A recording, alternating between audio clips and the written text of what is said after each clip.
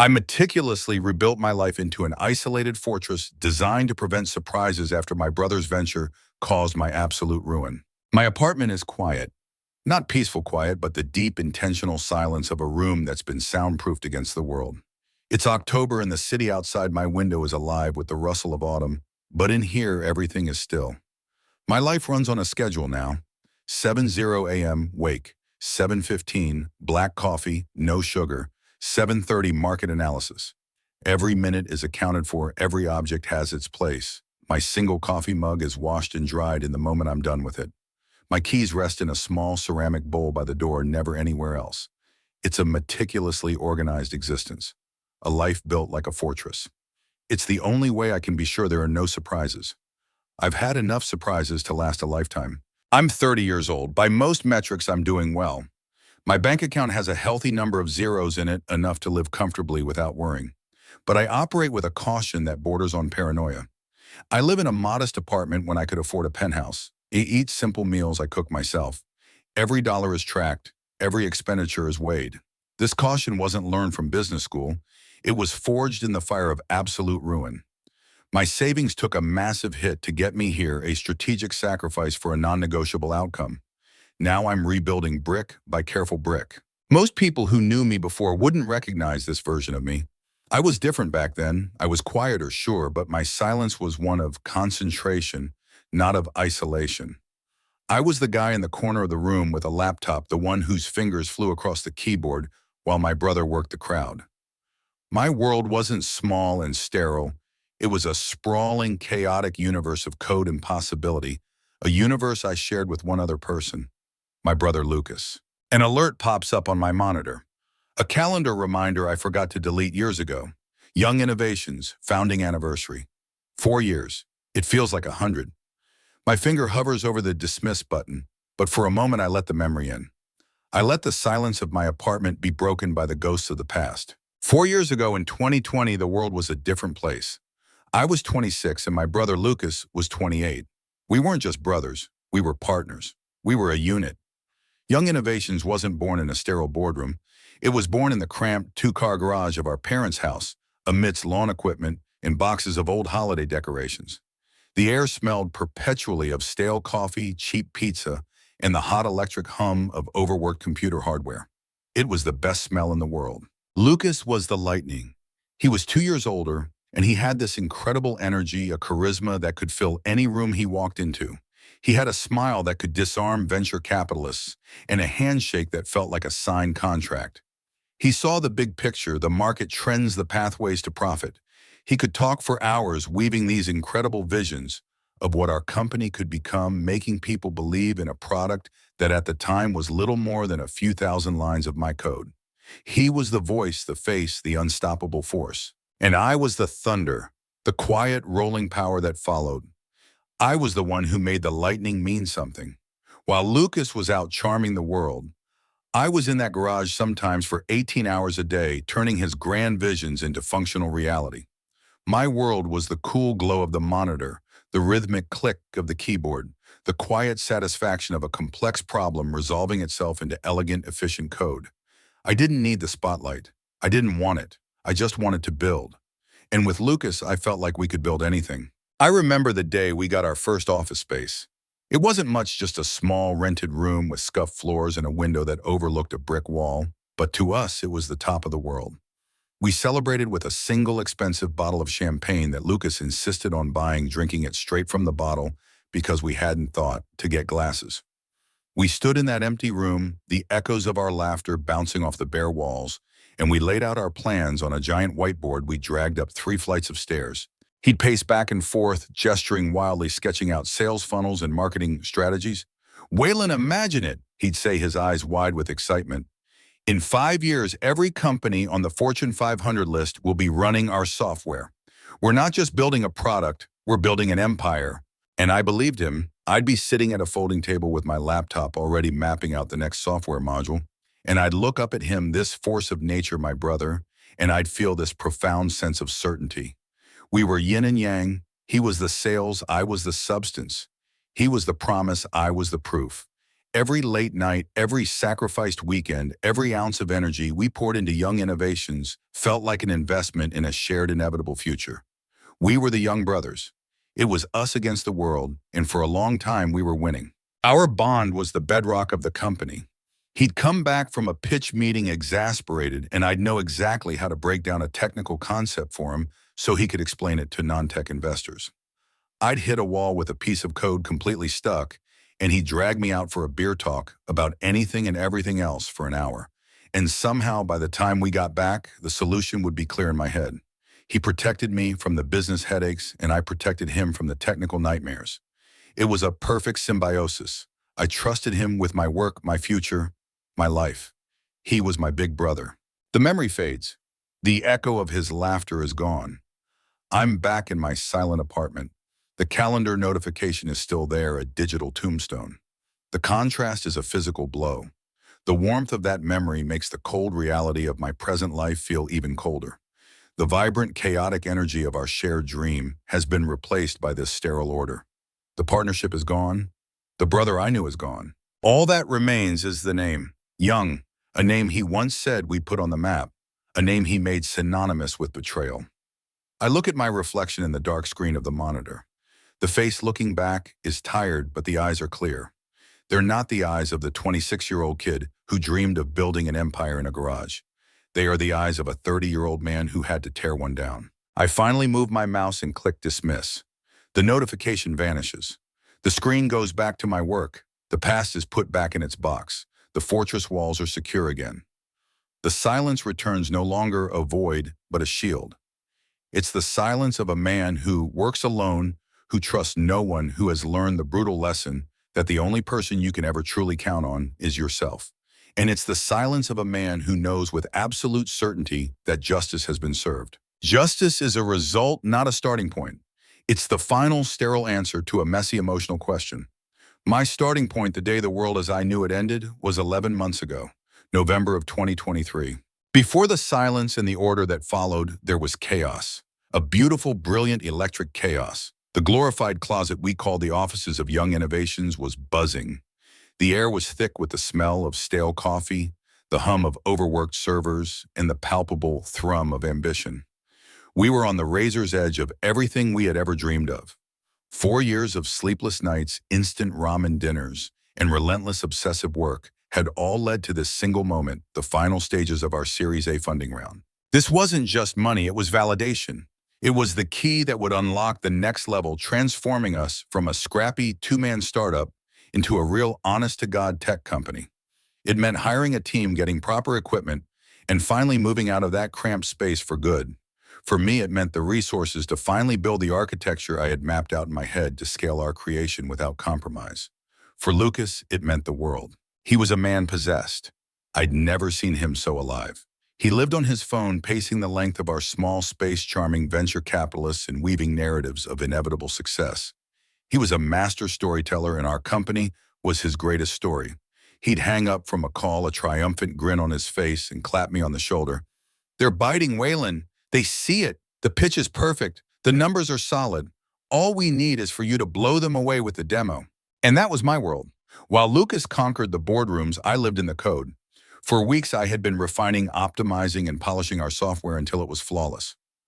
I built a custom demo environment, a sandboxed wonderland that showcased every single feature we'd ever conceived. I stress tested it, tried to break it in 100 different ways, and fortified it until it was bulletproof. I was exhausted running on fumes, but I was happy. Truly happy. We were a team firing on all cylinders. He was the voice, and I was the engine. Nothing could stop us. The final meeting with the lead investors was scheduled for a Friday. The decision would be made over the weekend, and we'd get the call on Monday morning. That whole week felt like the quiet moment before a tidal wave. On Wednesday, Lucas told me he had a final pre-meeting with the investment group's lead partner. "Just a one-on-one," he said, straightening his tie in the reflection of a dark monitor. "Gotta smooth over some last-minute details, dot the I's. You know how it is." I was elbow deep in the server rack, double-checking a network connection. "Need me to come?" I asked, my voice slightly muffled. "I can walk him through the back-end architecture again if he has technical questions." Lucas just laughed, a warm, confident sound that I had trusted my entire life. No, little brother. You stay here and keep the magic running. This is just schmoozing. My department. I'll handle the suits, you handle the code. That's our deal, right? Right, I said, and I turned back to my work. I trusted him. He was my brother. He was my partner.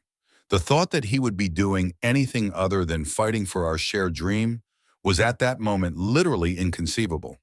It was a possibility that did not exist in my universe. That one comment, little brother, should have been a sign. The slight, patronizing tone. The way he was subtly separating our roles into his domain and mine. But I was too tired, too focused, and too full of hope to see it for what it was. The quiet closing of a door. Friday came. We did the final demo. It went perfectly. The software was fast, intuitive, and stable. The investors asked sharp questions, and I answered every one with precision and confidence. Lucas was right beside me, a pillar of charisma, translating my technical jargon into the language of profit and growth. When we walked out of that boardroom, we weren't walking. We were floating. We went back to the office, and Lucas opened that same expensive brand of champagne we'd had when we first moved in. To young innovations, he toasted, his eyes shining. The next great American tech story. The weekend was the longest 72 hours of my life. I tried to work on a new feature, but I couldn't focus. I tried to sleep, but my mind was racing. This was it. Everything was about to change. Monday morning, we were in the office by 7 a.m. The silence was deafening. We just sat there, me at my desk, him at his, staring at our phones. Every phantom vibration, every spam email notification sent a jolt of adrenaline through my heart. Finally, at 10:02, Lucas's phone rang. It was the lead investor. Lucas put it on speaker. His hand was trembling slightly as he accepted the call. Hello? The voice on the other end was flat, devoid of all the warmth and enthusiasm we'd heard on Friday. Lucas, I'm calling to let you know that we've decided not to move forward with the investment. We're passing on this opportunity. The words didn't compute. It felt like hearing a sentence in a language I didn't speak. I looked at Lucas, expecting him to argue, to ask why to fight. But he just stood there, his face a mask of practiced shock. I don't understand, Lucas stammered into the phone. The demo was perfect. You said you were impressed. We were, the investor said, his voice still cold as ice. But some new information has come to light regarding operational risks and the stability of the core development team. We're not comfortable with the level of exposure. The decision is final. I wish you the best of luck. And then he hung up. The silence that followed was heavier, colder than before. It was the silence of a vacuum, the silence of a grave. My life's work, our shared dream, had just evaporated in a 30-second phone call. My first thought was that it was my fault. Operational risks, stability of the core development team. He was talking about me. I was the core development team. Did the server crash after they left? Did they find a bug I missed? My mind was frantically retracing every step, every line of code. I don't get it, I said, my voice barely a whisper. What happened? Lucas slumped into his chair, running his hands through his hair. He looked for all the world like a defeated man. I have no idea, Waylon. He must have been talking about us being a two-man show. Maybe they got cold feet about it being just you on the tech side. He sighed, the perfect picture of shared misery. Don't worry, we'll figure it out. We'll bounce back. But we couldn't. Without that funding, we were insolvent. We couldn't make payroll for the one intern we had. We couldn't pay for our server hosting. Within a week, Young Innovations was dead. Our dream was a corpse, and we were standing over it. Lucas was a ghost, barely speaking, just going through the motions of winding everything down. I was destroyed. It wasn't just the company. It was the feeling that I had somehow personally let everyone down, that I was the operational risk. That feeling ate at me for 2 weeks. Then I got an email. It was from an encrypted, anonymous address. The subject line was just a single word: Friday. The body of the message was short. You deserve to know what your brother said about you in his meeting on Wednesday. He told our lead partner you were a brilliant but erratic coder. He said the core architecture was a house of cards that only you understood, and that you were becoming increasingly unstable from the pressure. He told them you were a single point of failure, and that he was already planning to use their investment to hire a more professional, stable development team to replace you. He wasn't trying to sell the company. He was trying to sell *you out* to gain total control. Don't let him get away with it. I read the email once, then I read it again and again. The words swam before my eyes, but their meaning was brutally clear. The final pre-meeting, the schmoozing. I'll handle the suits. It all clicked into place with the sickening finality of a lock snapping shut. He hadn't been fighting for us. He had been fighting for himself. He saw the money coming and decided he didn't want to share. He wanted the whole empire for himself, and I was just a piece to be sacrificed. The betrayal was so absolute, so monstrous that my mind couldn't fully process it. My first reaction wasn't anger. It was a profound, hollow emptiness. The brother I knew, the partner I trusted, had never really existed. He was a character, a role Lucas was playing. I waited until evening. I knew he'd be at the office packing up his personal effects. I walked in and found him taping up a cardboard box. The giant whiteboard, still covered in our plans and dreams, loomed behind him like a ghost. I didn't raise my voice. I didn't have to. I just stood there until he looked up. "Waylon, you okay?" he asked, his face a perfect mask of concern. "I know what you did, Lucas," I said. My voice was flat, dead. He froze the roll of tape still in his hand. "What are you talking about?" "The Wednesday meeting. I know what you told them. About me being unstable. About the house of cards. About replacing me." For a second I saw it, a flicker of pure panic in his eyes. Then it was gone, replaced by indignation. "That's insane. Who told you that it's a lie? They're trying to cover their own asses for pulling out." "Stop it," I said. The word was quiet, but it cut through the air like a shard of glass. "Just stop lying." He stared at me, his jaw working. He knew he was caught. The mask didn't just slip, he ripped it off. His expression hardened, shifting from feigned shock to a cold reptilian arrogance. "All right," he said, tossing the tape into the box. "So you know. What are you going to do about it?" "Why?" It was the only question that mattered. He let out a bitter laugh. "Why? Because it was my only move, Waylon. Don't you see, they weren't investing in young innovations. They were investing in *U*, in the quiet genius coder. I was just the salesman, the empty suit who brought them to the table. You were the asset. I was overhead. I had to change the narrative. I had to position myself as the steady hand on the tiller, the one who could manage the erratic talent. It was a power play. Once the money was in, I would have majority control. I would have pushed you out, taken your equity, and hired a team I could manage. It wasn't personal." He took a step closer, his voice dropping to a conspiratorial whisper, as if he were letting me in on a clever secret. "It was just business." Those 3 words echoed in the empty room. They echoed in my skull. He had taken our life's work, our bond, our entire history, and reduced it to a transaction. He had destroyed me, his own brother, for a better negotiating position. I didn't say another word. I just turned around and walked out. I left him there with his boxes and his ambitions, standing in the ruins of the empire we were supposed to build together. I walked out into the cold November night, the city lights blurring through the tears I refused to let fall. The grief was overwhelming, but underneath it, something else was taking root. Something cold and hard and sharp. He had torn down everything I had built. He had erased my future. He had taught me a brutal lesson about the nature of trust. He said it was just business. Fine. I would give him a business lesson he would never forget. The man who walked into that office was a creator. The man who walked out was a demolitions expert. And I had just found my next project, the complete and total destruction of Lucas Young. That night I didn't sleep. I didn't rage. I didn't even cry anymore. I sat in front of my laptop in my darkened apartment and I started to build. My grief and my rage became fuel, and I channeled all of it into pure cold logic. Lucas thought in terms of business. Fine. I would build him a business. A ghost company designed for a single catastrophic transaction.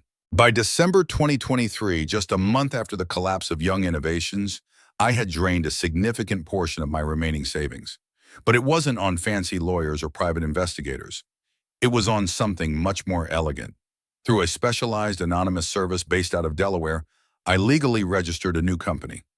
A single-member LLC designed to be a black hole for liability. I called it Spectre Holdings LLC. It was the perfect name. It was a ghost, a phantom, and it was created for the sole purpose of haunting my brother. For the next several months, my life had a singular focus. I became a student of my brother's psyche. I knew him better than anyone. I knew his arrogance, his desperation, and his fatal flaw. He believed he was the smartest person in any room. He always looked for the big flashy play, the shortcut to the top. He saw complexity as a challenge to be conquered, not a warning sign. So I built him a trap that looked like a throne. I spent weeks, then months drafting the centerpiece of my plan, a contract. It wasn't just a legal document. It was a work of art, a masterpiece of psychological warfare. I invented a revolutionary non-existent technology, a proprietary data compression algorithm that I called Quantum Weave. I wrote a white paper for it that was so dense with convincing technobabble and complex mathematics that it would make a venture capitalist's head spin. It promised to be the next big thing, a world-changing innovation. The contract was for the exclusive North American licensing rights to Quantum Weave. It was designed to flatter Lucas's ego.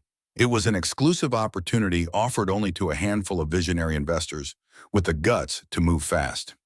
I knew he couldn't resist that kind of language.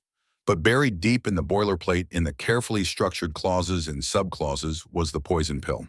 The contract stipulated a one-time upfront licensing fee, a massive fee, and it required the licensee to secure funding for this fee as a business loan leveraged against their personal assets. It was an absurd, predatory clause that no sane investor would ever sign. But I wasn't dealing with a sane investor. I was dealing with Lucas, desperate, arrogant, and blinded by the prospect of a comeback that would dwarf our previous company. By April of 2024, the trap was set. Lucas had been floundering for 6 months. I knew from mutual acquaintances that he was running out of money and options. His reputation was in tatters. He was radioactive. This was the moment to strike. I hired a third-party consultant, a respectable-looking older gentleman, to act as my proxy. I paid him well to be the face of Spectre Holdings, to make the introduction and present the opportunity. He knew nothing about the real plan. He just thought he was brokering a high-risk tech deal. He contacted Lucas, presenting him with the opportunity of a lifetime. As I predicted, Lucas didn't just take the bait. He swallowed the entire fishing boat. He saw the complex contract not as a red flag, but as a sign of the deal's legitimacy. He saw the massive upfront fee not as a risk, but as the price of admission to the big leagues. He was so eager to prove he could succeed without me, so desperate to reclaim his status, that he didn't do his due diligence. He never questioned why this revolutionary tech company was a brand new LLC with no public profile. He never asked to see a working prototype. His greed and his ego provided all the confirmation he needed. He signed the contract. He signed away everything. The next 2 months were agonizing. I watched my bank account waiting. Lucas was busy charming bankers, leveraging every last asset he had, his condo, his car, his investment portfolio. He was cashing in every favor, burning every bridge to secure the loan. Finally, in early June 2024, I got the notification. A wire transfer had been initiated for a number that exceeded $750,000. The moment the money landed in the Spectre Holdings business account, my plan executed like a string of code. There was no celebration. There was only a cold, methodical sequence of actions. 1, I initiated an immediate wire transfer of the full amount minus bank fees to a secure offshore account. The money was gone from the U.S. banking system in less than an hour. 2, I logged into the Delaware Corporate Services portal. With a few clicks, I filed the paperwork for the dissolution of Spectre Holdings LLC. Having existed for exactly 6 months, its sole purpose fulfilled, my ghost company legally ceased to exist. It vanished into the ether, leaving behind no assets, no employees, and no forwarding address. 3, I waited. It took the bank 48 hours to realize something was wrong. Their compliance department, trying to perform a routine follow-up with the recipient of the massive loan, hit a dead end. The company they were trying to contact no longer existed. The phone numbers were disconnected. The address was a P.O. box that had been closed. Panic set in. They checked the loan agreement Lucas had signed with them. And there it was, the clause they always include. If the purpose of the loan becomes unviable or fraudulent, the full amount is immediately due. The bank recalled the loan. Lucas got the call on a Friday afternoon. One moment he was on top of the world, a tech mogul in the making. The next he was a man with a debt of over $750,000, a debt that was due now. He had no company to sue. He had no technology to sell. He had nothing but a legally binding contract with a ghost and another legally binding contract with a very, very angry bank. The trap hadn't just sprung, it had vaporized him. The fallout was biblical. His bankruptcy was immediate and brutal. The bank seized his condo. The car was repossessed.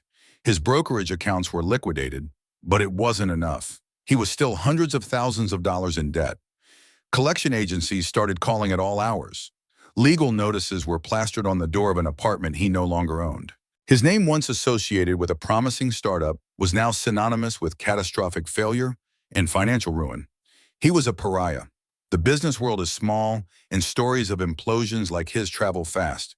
Within weeks, he was unemployable. Humiliated and hunted by creditors, he did the only thing he could. He disappeared.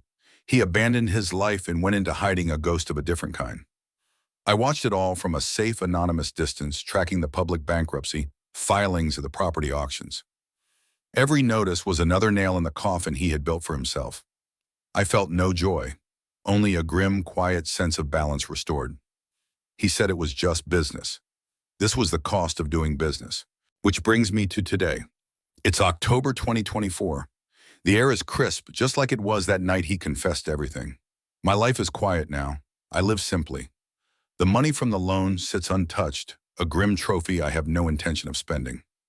I'm working on a new project, something that is entirely my own. I'm building again, and for the first time in a long time, I feel the spark of creation without the shadow of my brother looming over me. My phone buzzes on the desk, a blocked number. I let it go to voicemail. I already know who it is. A few minutes later, the notification pops up. I press play. The voice that comes through the speaker is almost unrecognizable. It's thin, reedy, and cracked with desperation. It's Lucas. Waylon, if you're getting this, please call me. I messed up. I messed up so bad. I lost everything. I don't know where to go. These people are looking for me. I have nothing. I need my brother. Please, call me back. I listened to the entire pathetic message. I listened to the man who called me, overhead the man who destroyed my life's work for a better negotiating position, reduced to a desperate plea in a voicemail. He still has no idea. He's looking for a savior, and he's calling the architect of his own destruction. My expression doesn't change. There is no anger, no pity. There is nothing. I hold my thumb over the screen. I press delete. The voicemail disappears. I turn back to my computer, to the lines of code that represent my future. The ghost is gone. The debt is paid. His business lesson is complete. And I am finally completely unburdened.